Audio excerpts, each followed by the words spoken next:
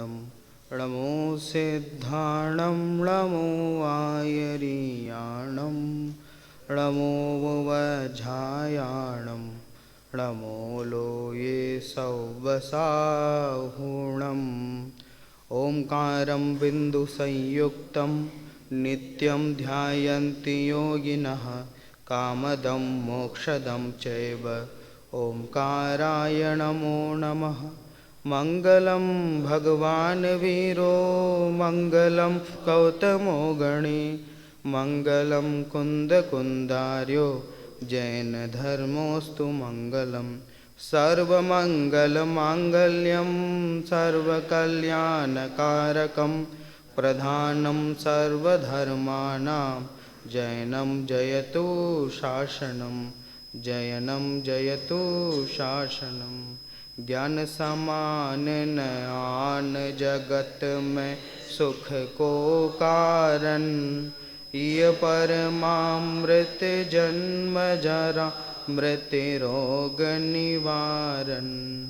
सुर असुर इंद्र नरेंद्र वंदित कर्म मल निर्मल करण वृषतीर्थ के करतार श्री वर्धमान न जिन शत शत नमन। तीर्थंकर की धुनि गणधर ने सुनी अंग रचे चुनी ज्ञानमयी सो जिनवर वाणी शिव सुख दानी त्रिभुवन मानी पूज्य भई। मंगलमय मंगल करण वीतराग विज्ञान नमो ताहि जाते भय अरहंतादि महान। करि मंगल करि हो महा ग्रंथ करण को काज जाते मिले समाज सब पावे निज पद राज। समय सार निर्जरा अधिकारी के माध्यम से जो व्याख्या आप सुन रहे हैं विगत दिनों में, जिसमें ज्ञानी पुरुष सप्त भयों से रहित होता है, इस प्रकार की चर्चा आप सुन रहे हैं। ज्ञानी पुरुष सप्त भयों से रहित क्यों होता है, इसका हेतु क्या दिया अमरचंद्र आचार्य ने। वे तो सतत निशंक रहे, निज ज्ञान का ही अनुभव करें।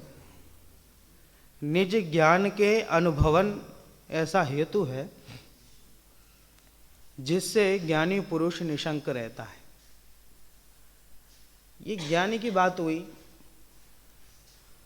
ज्ञानी इसलिए निशंक रहता है क्योंकि उसे निज ज्ञान का अनुभव है, अपने स्वभाव का भान है, अपने स्वभाव का अनुभवन है, इसलिए ज्ञानी निशंक रहता है।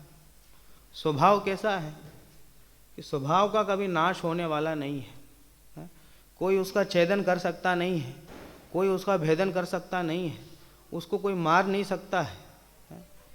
तो इस तरह स्वभाव का ज्ञान होने से, स्वभाव का अनुभवन होने से ज्ञानी निशंक रहता है। ज्ञानी निशंक रहता है, ये वाक्य अभी पूरा नहीं है। ज्ञानी निशंक रहता है, इसके पीछे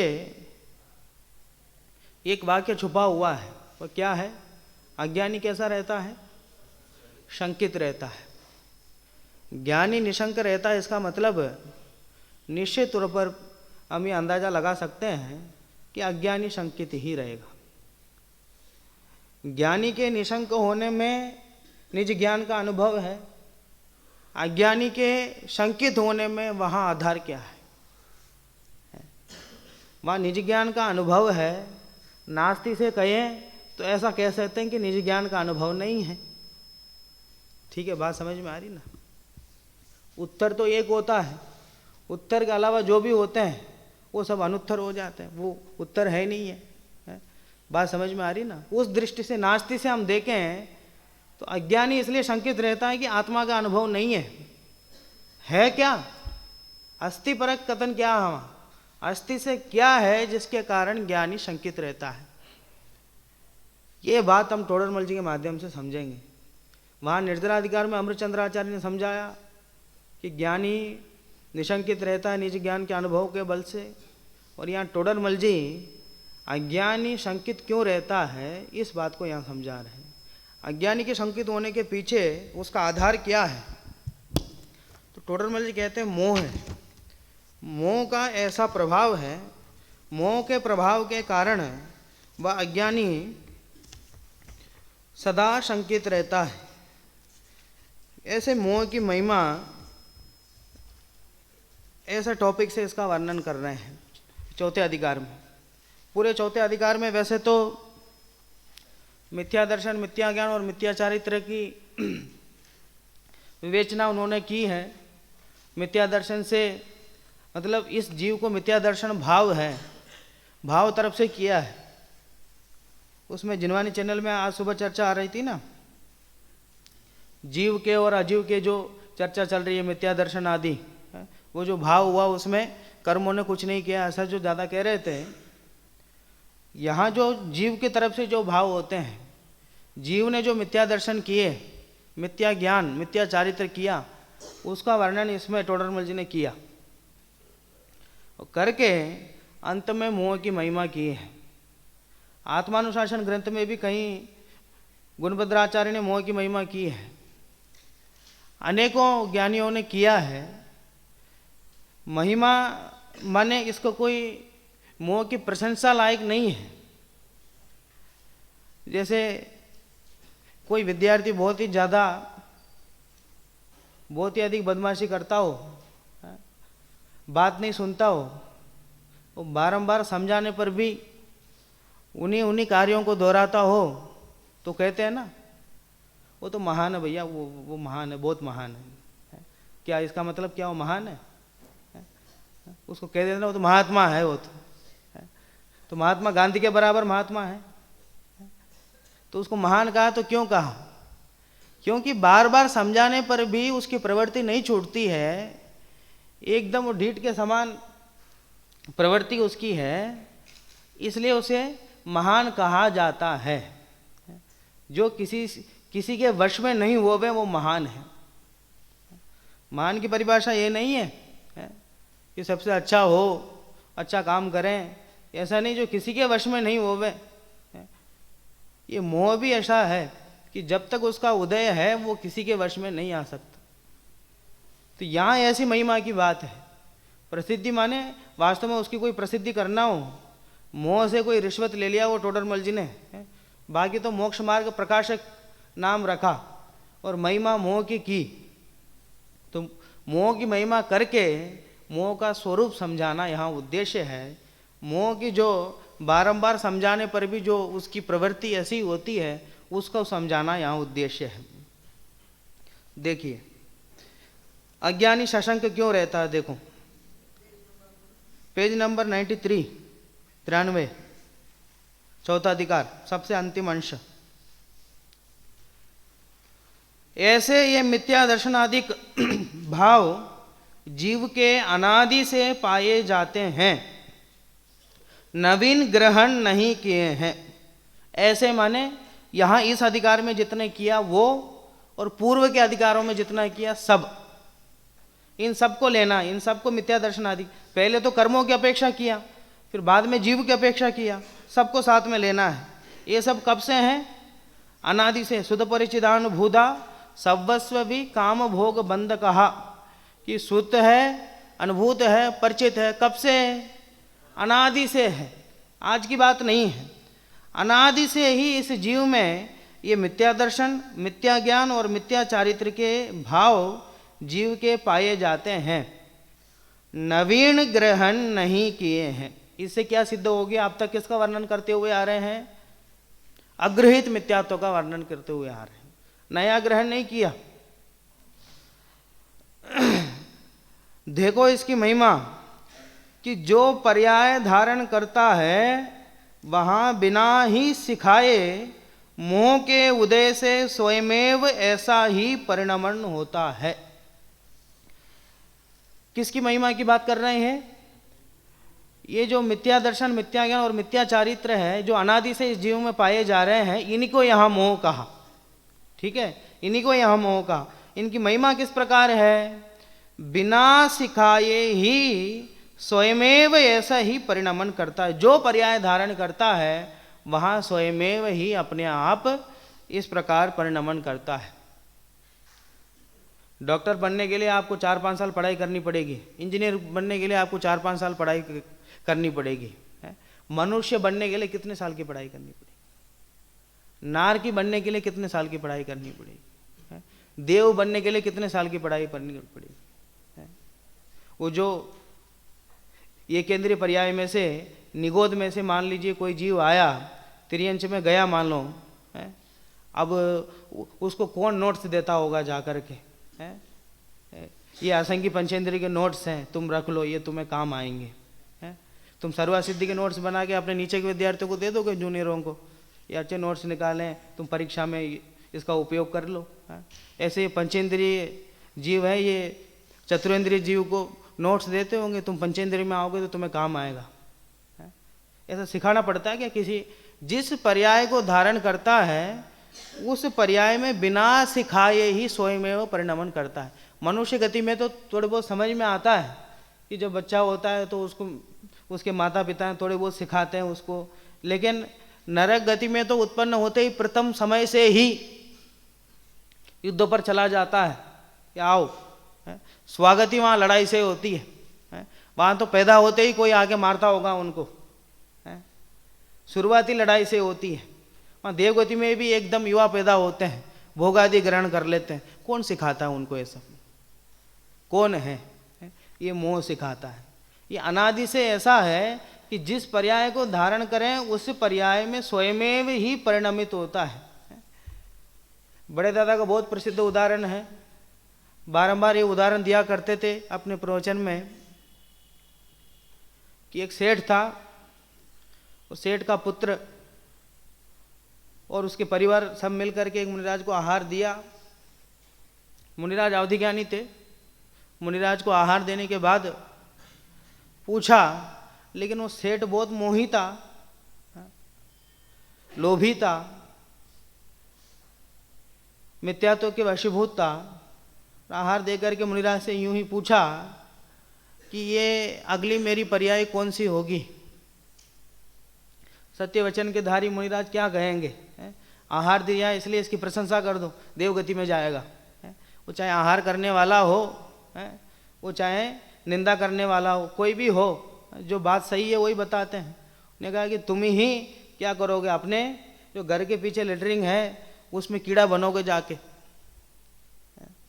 बिल्कुल इसी भाषा में बड़े दादा बोलते थे और बहुत आनंद आता था उनके मुंह से वो उदाहरण सुनने में। तो पीछे तुम जाकर कीड़े बनोगे, तो ये बहुत एकदम ग्लानि हुई इसको, है ठीक है। और कहीं पैदा हो जाए तो अलग बात, अपने घर के पीछे ही है। तो क्या कहा पुत्र को कि मेरी मृत्यु हो जाए तो अंतिम संस्कार बाद में करना है, थोड़ी देर रख लेना, लेकिन पहले जाकर क्या करना? पहले जाकर के एक झाड़ू ले जाना, डंडा ले जाना, पहले उस कीड़े को मार देना, क्योंकि पीछे उसमें लेटरिन में कौन रहेगा? इतनी गंदगी है, वहां मैं नहीं रह सकता, ठीक है। और वो पुत्र बहुत आज्ञाकारी था, भले वो मोही का पुत्र, वो बहुत सेठ, बहुत मोही था, लोभी था, लेकिन पुत्र आज्ञाकारी बहुत था। ठीक है, मृत्यु हुई तो उसने सबसे पहले क्या किया? झाड़ू लेके भागा पीछे, वहां उसको कीड़ा भी दिख गया, दिखने में मारने के लिए दौड़ा, फिर जाके छुप जाए। बात समझ में आ रही ना? तो चिल्लाए, पापा क्यों जा रहे हो आप, क्यों जा रहे हो? आप ही ने तो कहा था मार दो मार दो। अरे भैया तुम्हारे पापा तो चले गए। बात समझ में आ रही ना? जो पर्याय धारण करता है उसमें स्वयमेव ही अपनापन से परिणमित होता है। उसको सिखाना नहीं पड़ता कि भैया अभी तो पिछली पर्याय में तुमने कहा, अंतिम वचन उनको दिया अपने पुत्र को, भाई मार देना, गंदगी में नहीं रह सकता, अब क्या हुआ? तो बस हो गया। ये मोह का इतना जोर है, मोह का इतना बल है, गंदगी कुछ नहीं दिखती है। जिस पर्याय को धारण करता उसी पर्याय में अपनापन करने लगता है। अन्यथा वो जो मारीची का जीव है उसको क्या कमी थी? यद्यपि उदाहरण की खोज करते तो सबसे पहले मारीची ही आते हैं, लेकिन वो जीव भी बहुत भव्य जीव है, बाद में तीर्थंकर बना है, वो बात हमारे दिमाग में रहना चाहिए। लेकिन वहाँ साक्षात तीर्थंकर होने पर भी कई बार मुझसे सवाल करते हैं लोग, आप इतने ये सब पढ़ा तो, इतना विषय इनको पढ़ा तो, बच्चों को समय सारा आदि पढ़ा तो, इनमें थोड़े बहुत ऐसा परिवर्तन क्यों नहीं होता?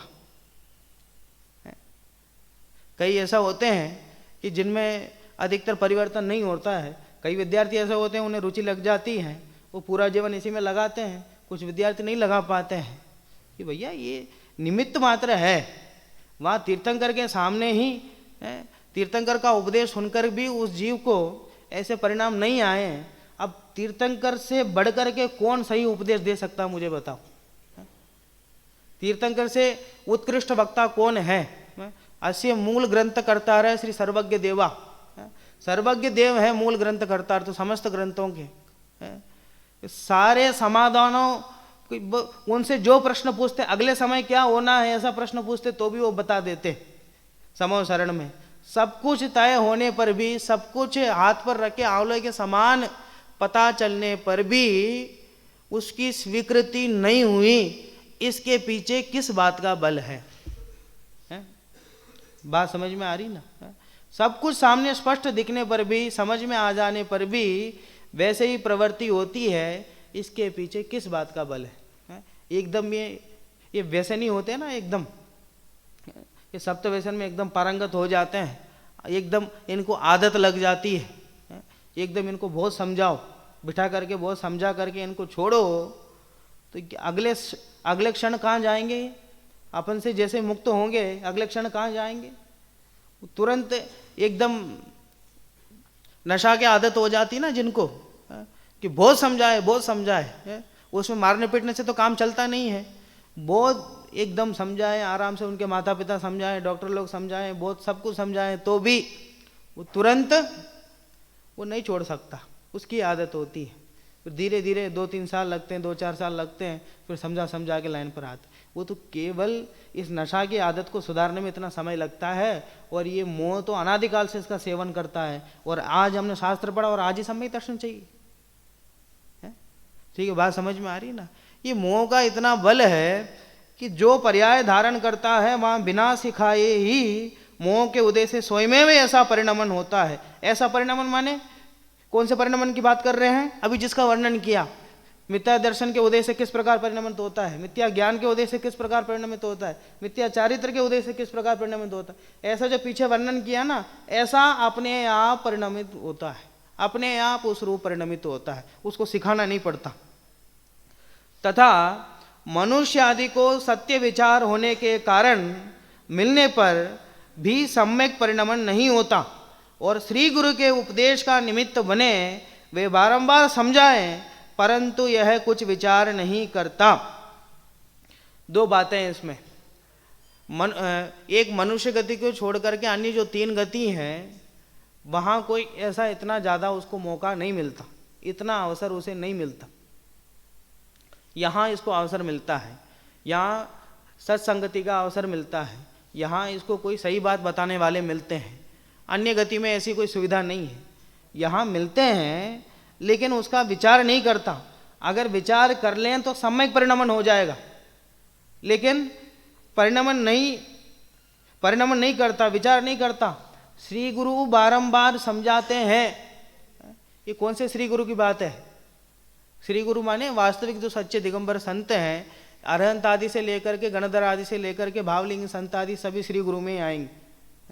ये बारंबार समझाते हैं, उपदेश देने का विकल्प आता है, वे समझाते हैं, और बारंबार समझाने पर भी यह कुछ विचार नहीं करता। सुनता तो बहुत धैर्य से है, सुनता तो बहुत सावधानी से है, ऐसा नहीं कि नहीं सुनता है, कि सुनने के बाद भी कि बाहर जाके पूछें क्या समझ में आया, तो फिर वहाँ उसको कुछ समझ में नहीं आता। ये समझ में आया कि ज़्यादा समय नहीं लेना चाहिए वक्ता को, ये समझ में आया कि सबको ग्रंथ लेकर बैठना चाहिए, ये समझ में आया कि बगल वाला विद्यार्थी जिनवानी स्तुति में ग्रंथ नीचे रख दिया और उसने विनय नहीं करी, ये समझ में आया कि वक्ता बार बार इधर उधर देख रहे। अरे भाई, जो बात समझनी चाहिए वो बात समझी कि नहीं, वो बात नहीं समझी। तो सुनता तो है, समझता तो है, सावधानी से आगे बढ़ता तो है, लेकिन विचार नहीं करता। विचार करना बहुत अनिवार्य है। बात समझ में आ रही ना? जितना भोजन हम करते हैं, बहुत ज़्यादा भोजन करने से बहुत ज़्यादा शक्ति मिलती है ऐसा नहीं है। बहुत कम भोजन करें, एकदम चबा के भोजन करें और उसको पचाएं तो उससे ही शक्ति मिलती है। ऐसे ही हम बहुत सारा पढ़ लेवे, पांचों परमागम आज ही पढ़ लेवे, सब कुछ आज ही पढ़ लें, ऐसा नहीं। कि जितना हम पढ़ें उतना पढ़ते पढ़ते विचार करते जाएं, विचार करके निर्णय करें तो कुछ काम हो सकता है। विचार करने पर ज़्यादा मजबूर करते हैं टोडरमल जी हर जगह। वो चाहे स्वाध्याय की चर्चा करते हैं, आगे जहाँ जहाँ भी बात करते हैं, जहाँ जहाँ भी प्रेरणा देते हैं, वहाँ वहाँ विचार करने की बात करते हैं। पढ़ करके छोड़ना नहीं अकेला, कि स्वाध्याय पूरे होने के बाद बाहर जाके उस बारे में कुछ सोचना ही नहीं, फिर वापस अगले दिन आएंगे तो कुछ समझ में आएगा, ऐसा नहीं। विचार करने की बात है कि उनने जो बात कही है वो मेरे जीवन पे कितने परसेंटेज वो बात लागू होती है। मैं कौन हूँ, आया कहाँ से और मेरा रूप क्या, संबंध दुखमय कौन है, स्वीकृत करूँ परिहार क्या, ये बात समझनी चाहिए। शास्त्रों में तो फार्मूला समझाया जाता है, इस फार्मूला से अगर कोई विचार करेगा तो सही मार्ग पर पहुंचेगा। यहाँ तो मोह को हम समझ लें, लेकिन क्रोध आवे कि उस समय हमें समझ में नहीं आए, ये तो उदय के कारण कर्म का उदय है। ये जो दादा ने पश्चाताप लिखा है उसमें एक प्रसंग बहुत मुझे भाता है और बार बार मैं कहता भी हूँ। सीता जी का जीवन कितना ज्ञानमय था, तत्व ज्ञानमय था, इस बात का उदाहरण दादा उसमें पेश करते हैं। दोबारा जब जंगल में चली जाती हैं अग्नि परीक्षा के बाद है, तब बारंबार राम जा कर के उन्हें मनाते हैं और कहते हैं ये सब मेरी गलती है, मेरी गलती के कारण तुम्हें ये अभी जंगल में जाना पड़ रहा है, ऐसा बार बार ऐसे निवेदन करते हैं, उनके सामने गिड़गिड़ाते हैं। तब तत्वज्ञानी सीता एकदम शांत स्वर में कहती है कि इसमें आपका कोई दोष नहीं है, इसमें आपका कोई दोष नहीं है। इसमें किसका दोष है? इसमें तो मेरा ही दोष है। पूर्व भवों में मैंने देवशास्त्र गुरु की विराधना की होगी, पूर्व भवों में मैंने देवशास्त्र गुरु की विराधना की होगी, इसलिए मुझे पाप कर्म का बंध हुआ होगा और पाप कर्म के बंध के कारण इस प्रकार अभी उदय में आ रहा है कि मुझे ये सब झेलना पड़ रहा है। इसमें आपका क्या दोष है? आप क्यों दुखी हो रहे हो? इसमें आपको कुछ लेना देना नहीं है। ये तत्वज्ञानी पाप कर्म के उदय को भी, प्रतिकूल परिस्थिति को भी पाप कर्म का उदय समझ करके संभाव धारण करते हैं। और ये जो अज्ञानी है ये तो ढूंढता रहता है कोई ना कोई आरोप लगाए, अपने पास उपाधि रख के घूमता रहता है, किसी को दुश्मन बनाता है, किसी को दोस्त बनाता है। जो अनुकूल होवे उसको दोस्त बना देता है, जो प्रतिकूल होवे उसे दुश्मन बना लेता है।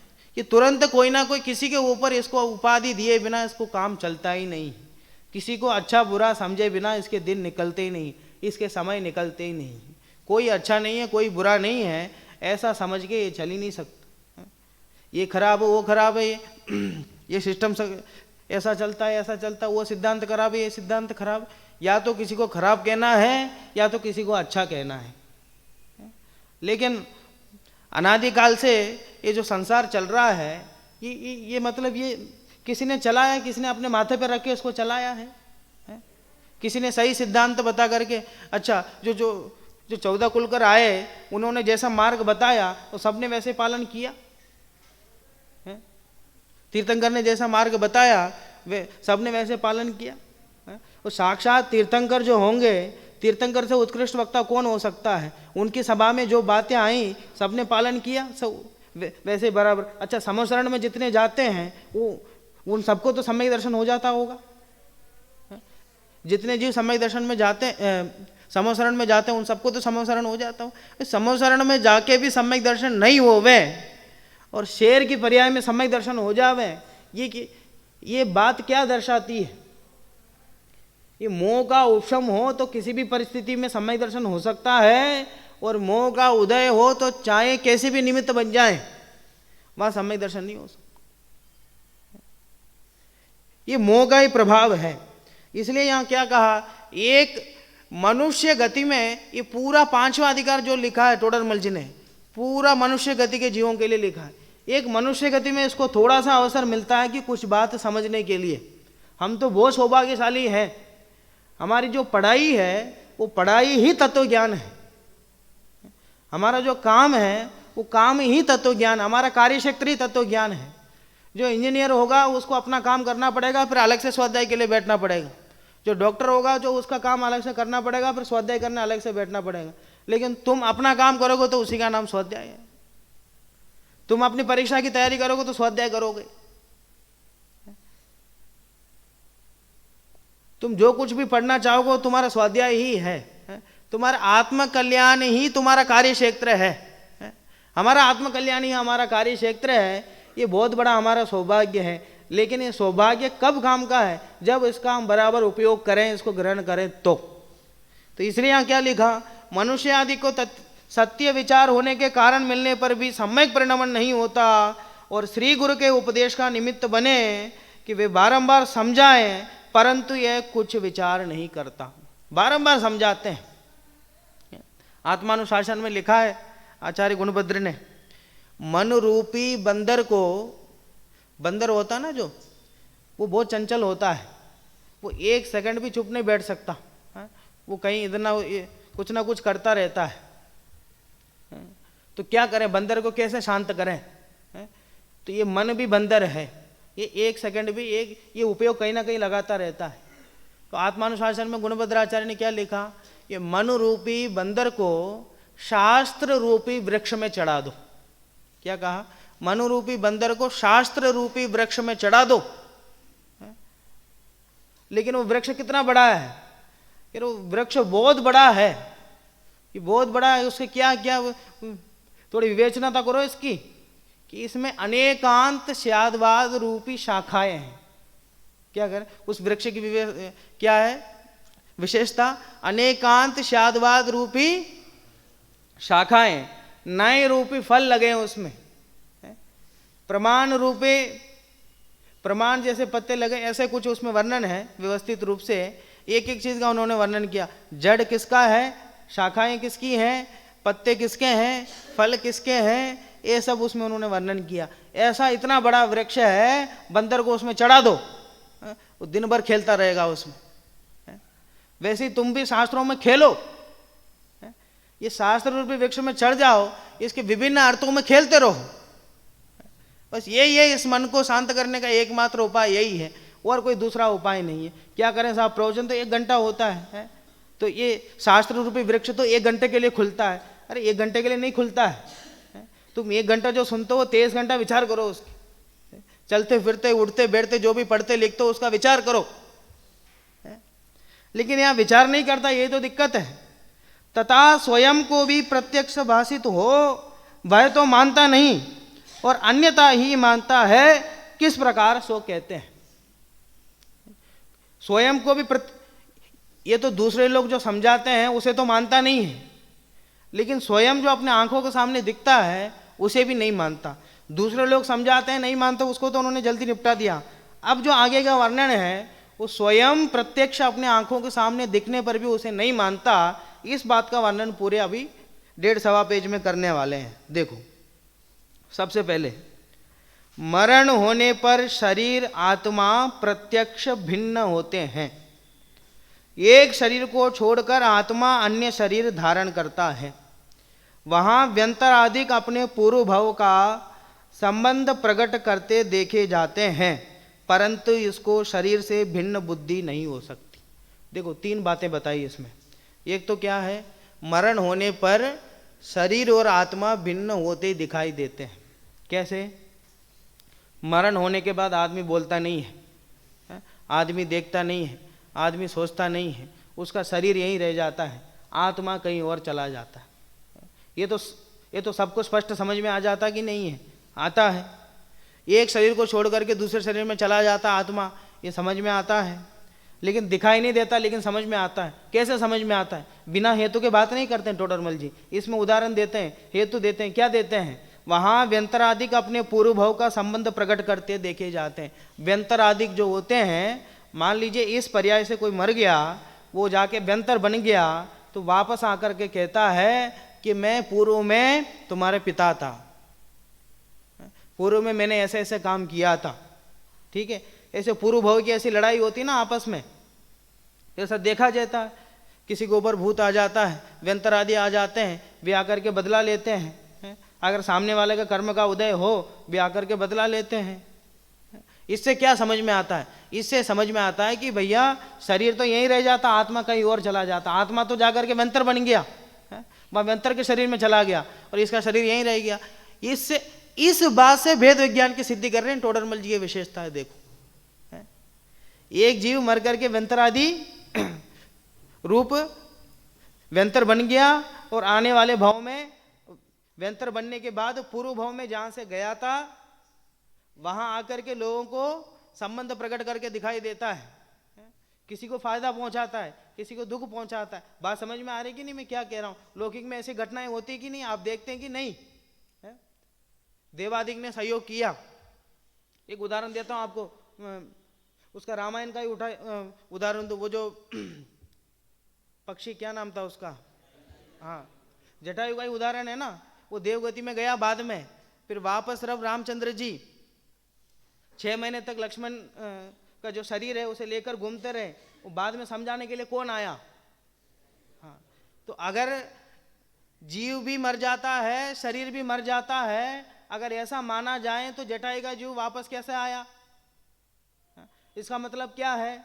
तो शरीर तो यहीं रह जाता है, लेकिन आत्मा, ऐसी कई कहानियां हैं। जैसे उन्होंने कुत्ते को नमोकार मंत्र सुनाया जीवेंद्र स्वामी ने, ऐसी कितनी बातें हैं। फिर बाद में देवगति में गया, फिर बाद में आकर के उपकार प्रकट किया उसने। ऐसे ही भगवान पार्श्वनाथ के जीव ने 2 सर्पों को नमोकार मंत्र सुनाया, फिर बाद में धर्मेंद्र पद्मावती बने। इससे क्या समझ में आता है? इससे समझ में आता है कि भैया शरीर तो यही रह जाता है, जीव दूसरे गति में चले जाते हैं, लेकिन पूर्व भाव का उन्हें ख्याल में आते ही वापस आकर के संबंध प्रकट करते दिखाई देते हैं। इसका मतलब यह है कि आत्मा तो कभी मरता नहीं है, उसका शरीर यहीं रह जाता है। ये बात स्पष्ट दिखाई देता है, दिखाई देती है बात। वहाँ व्यंतरादिक अपने पूर्व भाव का संबंध प्रकट करते देखे जाते हैं, परंतु इसको शरीर से भिन्न बुद्धि नहीं हो सकती। इतना सब कुछ देखता है, इतना सब कुछ समझ लेता है, फिर भी यह शरीर से भिन्न बुद्धि नहीं कर सकता। अपने सामने देखता है कि कोई व्यक्ति मर जाता है तो उसका आत्मा दूसरी जगह चला जाता है, फिर भी अपने शरीर से भिन्न बुद्धि इसको नहीं हो सकती है। जैसे शमशान घाट में जैसे परिणाम इसके रहते हैं कि वैसे परिणाम अगर 24 घंटे रहे तो तुरंत वैराग्य हो जावे, कि वैसे परिणाम नहीं रहते हैं। वहाँ शमशान घाट में तो ऐसा भाषण देता है जैसे इससे बड़ा वैराग्य कोई है ही नहीं। वहाँ तो ऐसी बात करेगा, बात समझ में आए ना। किसी की दुर्घटना हो जाए तो तुरंत आकर के लोग क्या कहते हैं, तुम भी इंश्योरेंस करा लो। अब देखो उसकी दुर्घटना हो गई, उसके हाथ पैर टूट गए, अगर कल तुम्हारे साथ हो जाए तो तुम क्या करोगे? तो तुम इंश्योरेंस करा लो, मेडिक्लेम करा लो, तो तुम्हारे ज़्यादा पैसा खर्च हो। कोई ये नहीं कहेगा कि भैया देखो उसकी दुर्घटना हो गई है, उसके हाथ पैर टूट गए, वो मर गया है, अब तुम भी अपना आत्मकल्याण कर लो, पढ़ लिख लो, जितना समय तुम्हारा बचा है वो तत्व ज्ञान की प्राप्ति में लगा लो, और कल के दिन तुम्हारे साथ हो गया तो तुम क्या करोगे, बाद में कौन से गति में जाएंगे कुछ क्या पता। ऐसा उपदेश कोई नहीं देगा। उपदेश तो ये देगा कि भैया तुम बचा लो। कोई गाड़ी से मर गया तो कोई यही कहेगा तुमसे, भैया तुम गाड़ी मत चलाना, तेज मत चलाना अब गाड़ी। क्यों? क्योंकि तुम भी मर जाओगे। मतलब ये दूसरों के मरण से भी ये क्या सीखता है? हमें नहीं मरना चाहिए, यही सीखता है। मरण ये बात सत्य, ये बात नहीं सीखता। दूसरों के मरण देख के भी, मरण एक अकाट्य सत्य है, सबको एक दिन मरना ही है, इसलिए आज से ही इसको मैं पड़ोसी मानना शुरू कर देता हूं। ऐसा नहीं कि सामने वाला मर गया, अच्छा वो नदी में कूद के मर गया, मैं तो जाऊंगा ही नहीं आज के बाद नदी में। अच्छा तू नदी में नहीं जाएगा तो मरना बच जाएगा तू। अच्छा वो गाड़ी से टकरा के मरा, मैं आज के बाद गाड़ी चलाऊंगा ही नहीं, मैं अपने कमरे से बाहर ही नहीं निकलूंगा, फिर देखता हूं कैसे मरता हूं। अरे भैया मरण तो तुम बैठे बैठे बिना कुछ किए ही मरण आ जाता है। मरण से बचना समझदारी नहीं है, मरण को स्वीकारना ही समझदारी है। मरण को सत्य स्वीकार करना, मरण को सत्य स्वीकार करके एक समय, इसी समय से अपने आप को, इस शरीर को पड़ोसी मानना ही इसी में समझदारी है। प्रत्यक्ष दिखने पर भी इसको शरीर से भिन्न बुद्धि नहीं हो सकती। स्त्री पुत्र आदि का अपने स्वार्थ, ये तो शरीर की बात हुई। अनुपचरित अनुपचरित जो असद्भुत व्यवहार नए हैं उसकी बात हुई, या उपचरित असद्भुत की बात हो रही। देखो, स्त्री पुत्र आदि का अपने स्वार्थ के सगे प्रत्यक्ष देखे जाते हैं, उनका प्रयोजन सिद्ध ना हो तभी विपरीत होते दिखाई देते हैं। यह उनमें ममत्व करता है और उनके अर्थ नरकादिक में गमन के कारणभूत नाना प्रकार के पाप उत्पन्न करता है। स्त्री पुत्र आदि कैसे हैं? स्वार्थ के सगे प्रत्यक्ष देखे जाते हैं। टोडरमल जी को कितना अनुभव होगा इस चीज का। ये एक तो जो टोडरमल जी ने समाज को पढ़ा, आत्मा को पढ़ा, उन्होंने मोह को भी कितने गहराई से पढ़ा है, अज्ञानियों को कितने गहराई से पढ़ा है। बात समझे ना? अनंत ज्ञानियों का एक मत और एक अज्ञानी के अनंत मत, और अनंत मत को पढ़ना और उसको प्रस्तुत करना कितना कठिन काम है। ये टोडरमल जी ने प्रस्तुत किया इसको, अनंत बातों को प्रस्तुत किया। उसमें स्त्री पुत्र आदि हैं, स्वार्थ के सगे प्रत्यक्ष हैं। तो एक दिन पैसा देना बंद कर दोगे, उसी दिन से विपरीत हो जाएंगे। ठीक है, बात समझ में आएगी ना? अभी तक तो बहुत खर्चा किया और इस बार हमने उसको खर्चा देना कम कर दिया, तो उस दिन से खत्म कि नहीं, हो गया बस। जिस दिन से देना बंद, उस दिन से रिश्ता बंद। बात समझ में आ रही ना? जैसे विपरीत परिणमन हुआ, अगर पुत्र ऐसा चाहता है कि वो ऐसा करें, अगर सामने से आप नहीं मानो, आप तो कहीं नहीं, ऐसे ही करना पड़ेगा, बस विपरीत हो जाएगा आपके। वैसे पत्नियों के संदर्भ स्वार्थ के सगे हैं, इस बात के कितने उदाहरण थे, सब यहां से देते ही हैं। कितने भी लौकिक घटनाएं हम सुनते हैं, जितने ही मजाक जो बनते हैं वो सब पति पत्नी के रिश्ते ही बनते हैं। प्रत्येक जीव अपने से जो भी जुड़े हैं वे सब स्वार्थ के सगे हैं। कि नहीं साहब, हमारे तो दोस्त एकदम ईमानदार हैं, वे हमारे साथ रहते हैं। अरे तुम्हारे साथ रहते हैं, लेकिन जो काम तुम करते हो वो काम बंद कर दो, तुम्हारे साथ कोई नहीं रहेगा। ठीक है, बात समझ में? तुम थोड़ा अच्छी बातें करने लग जाओ तो तुम्हारे साथ कोई नहीं रहेगा। तुम जब तक मजाक मस्ती करोगे, जब तक किसी की निंदा करोगे, तो तुम्हारी बातें सब सुनेंगे, तुम्हारे साथ लोग रहेंगे। तुम एक दिन मौन व्रत लेके देख लो, फिर उस दिन पता चल जाएगा तुम्हारा सच्चा दोस्त कौन है। एक दिन नहीं तो 2 दिन ले लो, एक दिन तो कोई सही लेगा, 2 दिन मौन व्रत ले लो, किसी से बोलो मत। बात समझ में आए? सारे संसाधन बंद कर दो एकदम शांति से, फिर देखो तुम्हारा कौन है दोस्त। कोई नहीं रहेगा जब तक कुछ ना कुछ उसको प्राप्त नहीं। अकेले पैसों से नहीं, अकेले कपड़ों से नहीं, अकेले संपत्ति से नहीं, वचन से भी हो सकता है, आपके व्यवहार से भी हो सकता है। कुछ ना कुछ उसको चाहिए ग्रहण रूप, उसके ग्रहण होगा तो वो आपका सगा बनेगा। नहीं तो जिस दिन ये पता चल जाए कि आपसे कुछ प्राप्ति नहीं है उसको, उस दिन से खत्म कहानी। उगते सूरज को ही लोग सलाम ठोकते हैं। ठीक है, जैसे सूरज डूब गया तो बस काम खत्म। अब जो नया सूरज आएगा उसको सलाम ठोकेंगे, पुराना सूरज को कोई नहीं कहेगा। जो कल का सूर्य था जो डूब गया, उसे क्या लेना देना है? कल आपने धूप सेकी उसमें उस सूरज को, आज धन्यवाद बोलोगे खड़े होकर के? आप आज जो सूर्य आएगा उसको या वो कल वाले को धन्यवाद कह देना जरा, है ना। कल बहुत ठंडी थी, वो अच्छा हुआ वो आ गया तो थोड़ी बहुत मैंने धूप सेक ली, थोड़ा धन्यवाद कह देना, आपके पड़ोस में रहता हो तो हो गया काम। बात समझ में आ रही ना? स्वार्थ के सगे हैं। प्रत्येक व्यवहार, जगत का जो भी व्यवहार है वो सब अपने स्वार्थ को लिए हुए हैं। बात समझ में आ रही? बिना स्वार्थ के कोई ये नहीं है।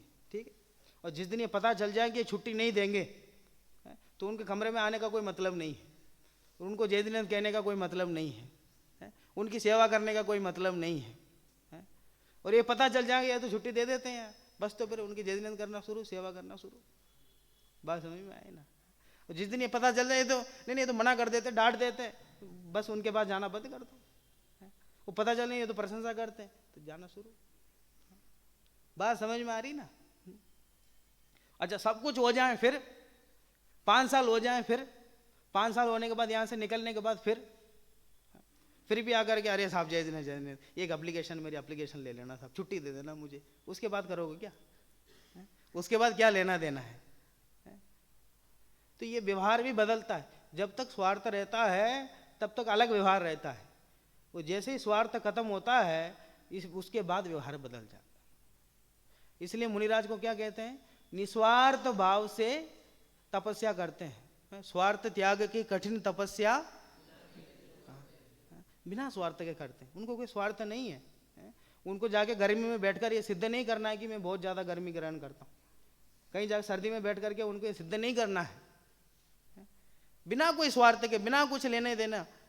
ये तो आत्म ध्यान में लीन है। तो ये जो भी शरीर आदि है वो तो प्रत्यक्ष भिन्न है, और शरीर के जो संबंधी है वे भी, उनको अगर कोई स्वार्थ होगा उनसे कुछ तुम्हें प्राप्त होगा तो तुम्हारे शरण लेंगे, अन्यथा वो शरण नहीं लेंगे। लेकिन उनके चक्कर में जीव क्या करता है?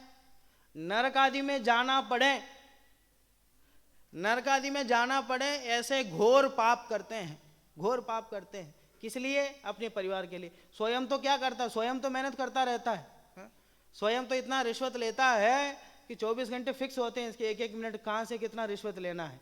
तो स्वयं को तो भोगने का समय ही नहीं है। वो भोगता कौन है? उसके परिवार वाले भोगते हैं। और परिवार वाले कैसे हैं? स्वार्थ के सगे हैं। जिस दिन पैसा देना बंद हो जाए अगले दिन से कोई पूछे नहीं। जिनके लिए मेहनत कर रहा है वे किसी काम के नहीं, वे साथ आने वाले नहीं है, और जो मेहनत कर रहा है उसके माध्यम से इसे नरक में जाना पड़ रहा है। ऐसे अन्याय की कमाई, ये सब सड़क में पुलिस वाले खड़े रहते हैं, तो गाड़ी वालों को रोकते हैं, उनको 100-200 रुपए दे दो तो छोड़ देते हैं। वो क्या करते हैं इन पैसों का? उनको खुद को तो कुछ करना नहीं है, उनको वो जितना वेतन उसमें से मिलता होगा, वो अकेले प्राणी अगर होगा तो उस वेतन से उसके पैसे बच जाएंगे, लेकिन उसके परिवार है। बात समझ में आ रही ना? अकेले परिवार नहीं है, वो परिवार के और रिश्तेदार है, और रिश्तेदार के यहाँ जाना है, कहीं किसी की शादी में जाना है, किसी की मृत्यु में जाना है, किसी की वो जन्मदिन की पार्टी में जाना है, किसी की वहाँ जाना है, कहीं ऐसे कपड़े पहनना है, उसको ये देना है, उसको ये देना है, ऐसा ऐसा करके इतना व्यवहार उसका बढ़ जाता है। लेकिन बाद में कुछ होना जाना है नहीं, सब यहीं रह जाएंगे। ये बात देखकर भी कोई ना कोई उपाय अपने आगे, अन्याय का उपाय अपना आपके वह नरक में जाने के लिए मजबूर होता है, लेकिन ये स्वार्थ के सगे लोगों को समझ नहीं पाता। धनाधिक, ये तो इनकी बात हो गई। पहले शरीर की बात हुई, शरीर भिन्न है, आत्मा भिन्न है। उसके बाद परिवार आदि जो जन है वो भिन्न है और मैं भिन्न हूं, ये बात समझ में आ गई। अब धनादि सामग्री की बात, मकान आदि जो पुद्गल है, अब जीव को गौण कर दिया उन्होंने। अब जो पुद्गल आदि सामग्री अचेतन पदार्थ है उनकी बात पर आ रहे हैं। धनाधिक सामग्री किसी की होती देखी जाती है, यह उन्हें अपनी मानता है। धनाधिक सामग्री किसी की होती दिखाई देती है। कमाता कोई है, भोगता कोई है, मेहनत कोई करता है और भोगता कोई है। बात समझ में आ रही ना? कोई बहुत एकदम मर पच करके बहुत मेहनत करके मकान बनाता है, कोई आकर के उससे छीन लेता है और वो उस मकान की पूरी सुविधाएं वो भोगता है। कोई बहुत मेहनत करके पैसा कमा के लाता है और लाते लाते उसके पैसे कहीं गिर जाते हैं, या फिर कोई चोरी कर लेता है तो कोई और भोगता है पैसा। वो जो धनाधिक तुम कमाते हो उसमें भी एक गारंटी है क्या कि तुम कमाओगे तो तुम ही भोगोगे? कमाता कोई है, भोगता कोई है। अगर आप कमाओगे तो आपके परिवार वाले भी भोगेंगे, ये भी गारंटी है क्या? ये भी गारंटी नहीं है। किसके पैसे किसको मिल जाए पता नहीं है। ये जो पिछले जमाने के जो राजा आदि है, ये बड़े बड़े महल बनाते थे और अचानक युद्ध आ जाता था और सामने वाला जीत लेता था और पूरे महल को वो अपने कब्जे में ले लेता था, पूरी सुविधाएं वो भोगता था। जिसे देख देख के बनाया राजा ने, वो सामने वाले राजा ने भोग लिया। ठीक है, बात समझ में आ रही ना? बहुत मेहनत कर करके आपने पेपर लिखा और आपका रोल नंबर 655 और आपने लिख दिया 656, नंबर किसके जाएंगे? बात समझ में आ रही ना? ऐसे ही काम हो रहा है। अब मेहनत हम पुद्गल में करते हैं और हम जीव द्रव्य है, और सारा जो भोग है वो पुद्गल करता है, हम बैठे रहते हैं। धनाधिक सामग्री किसी की होती दिखाई देखी जाती है, यह उन्हें अपनी मानता है। वहाँ टोडरमल जी ने इसके लिए बहुत अच्छा उदाहरण दिया है। एक पागल व्यक्ति का उदाहरण दिया। पागल व्यक्ति जिस प्रकार उसको कोई कपड़ा पहना दे, उसको कोई शर्ट पहना दे, तो पागल व्यक्ति घूमते रहते ना बाहर, उनको कोई कपड़ा पहना दे तो वो क्या समझता है, ये कपड़ा किसका है, ये कपड़ा मेरा है। और जिसने पहनाया वो बाद में आकर के उसको लेने की कोशिश करता है तो बहुत दुखी होता है। वैसे ही ये कर्मों ने मिलकर के शरीर दिया और शरीर को नाम दिया, और बाद में कर्म आते हैं शरीर को लेने के लिए, हम बहुत दुखी होते हैं। एकदम टोडरमल जी के उदाहरण भी सिद्धांत है। उदाहरण अकेले उदाहरण दोगे तो भी उसमें से वो बात जो कहना चाहते हैं वो बात आ जाती है। ये टोडरमल जी की विशेषता है, एकदम सटीक उदाहरण देते हैं। वो क्या एक देश वाला जो अपन कहते हैं ना उदाहरण, ऐसा नहीं है इसमें, एकदम एक सांगोपांग आद्योपांत तो उसमें घटित करते हैं। ये टोडरमल जी की विशेषता देखो। तथा शरीर की अवस्था और बाह्य सामग्री स्वयमेव उत्पन्न होती और विनष्ट होती दिखाई देती है। यह वृथा स्वयं करता होता है। शरीर की अवस्था और बाह्य सामग्री, स्वयं शरीर की अवस्था और बाह्य सामग्री आदि हैं, वो स्वयमेव उत्पन्न होती हैं और स्वयमेव विनष्ट होती हैं, उनको करने वाला कोई नहीं है। यह वृथा ही स्वयं करता बनता है। वहाँ जो कार्य अपने मनोरथ के अनुसार होता है उसे तो कहता है मैंने किया। एकदम इन लाइनों को याद कर लेना, बहुत सुंदर लाइन है। वहाँ जो कार्य अपने मनोरथ के अनुसार होता है उसे तो कहता है मैंने किया, और अन्यथा हो तो कहता है मैं क्या करूं, या ऐसा ही होना था अथवा ऐसा क्यों हुआ, ऐसा मानता है। 50-100 रन बना दे तो कहता है मैंने ही मारा, मैंने मारा, और 0 में आउट हो जाए तो पता नहीं गेंद कैसे घुस गया अंदर, पता ही नहीं चला।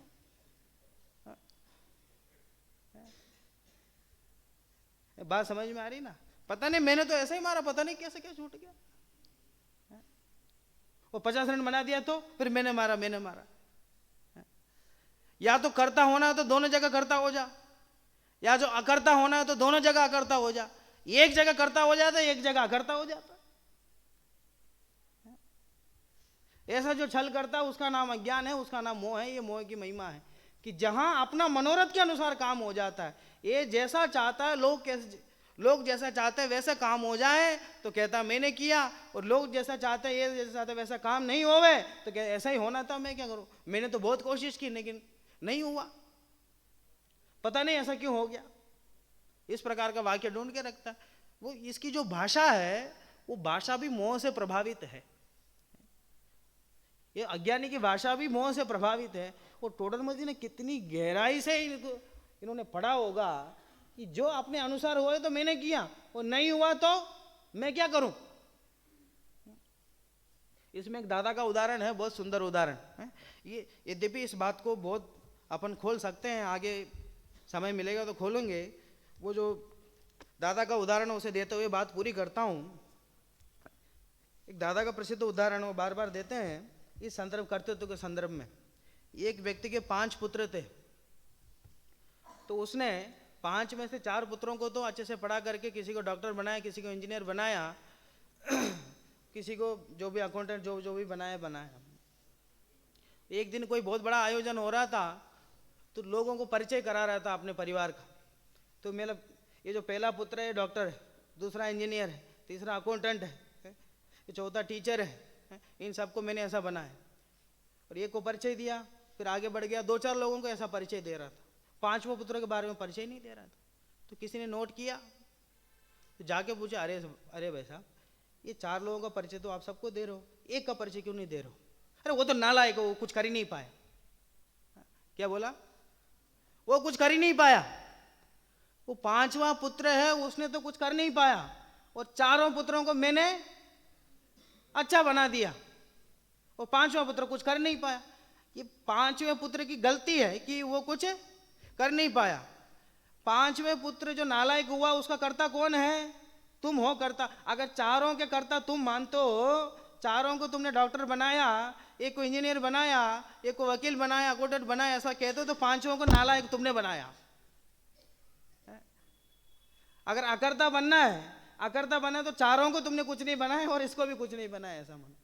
चार जो तुम्हारे मनोरथ के अनुसार आगे बढ़ गए, उन्हें वहां तो कर्ता बना चाहिए, वो पांचवा नालायक रहेगा तो वहां कर्ता बना नहीं चाहिए। 50 विद्यार्थी हमारे क्लास में हो, 10 बच्चे 90 के ऊपर हो जाएं तो हमारे बच्चे 90 के ऊपर आ गए, 90 के ऊपर। वो जो 40-90 के नीचे है उसे किसने किया?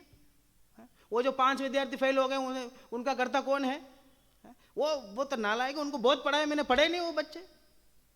अच्छा, वो जो फेल हो गए वो पढ़े नहीं है, वो जो 90 के ऊपर आ गए उनको आपने बनाया। इसलिए इस संदर्भ में बहुत विचार करने की बात है। प्रत्यक्ष जो दिखाई देता उसमें विचार किए बिना मोह का अभाव नहीं हो सकता। जड़ चेतन की सब परिणति प्रभु, एक साथ बोलो, जड़ चेतन की सब परिणति प्रभु।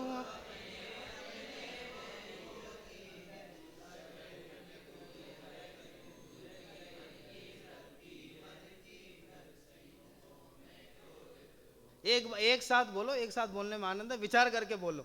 जड़ चेतन की सब परिणति प्रभु अपने अपने में होती है, अनुकूल कहे प्रतिकूल कहे, यह झूठी मन की वृत्ति है, प्रतिकूल संयोगों में क्रोधित होकर संसार बढ़ाया है, संतप्त हृदय प्रभु चंदन सम शीतलता पाने आया है। इस प्रकार जगत की सभी व्यवस्थाएं स्वतंत्र है, स्वयं परिणमित होती है। ना तो हम अनुकूल का कर्ता बने, ना तो प्रतिकूल का कर्ता बने, मोह का अभाव करके सिद्ध बने, अरहंत बने। ऐसी मंगल भावना।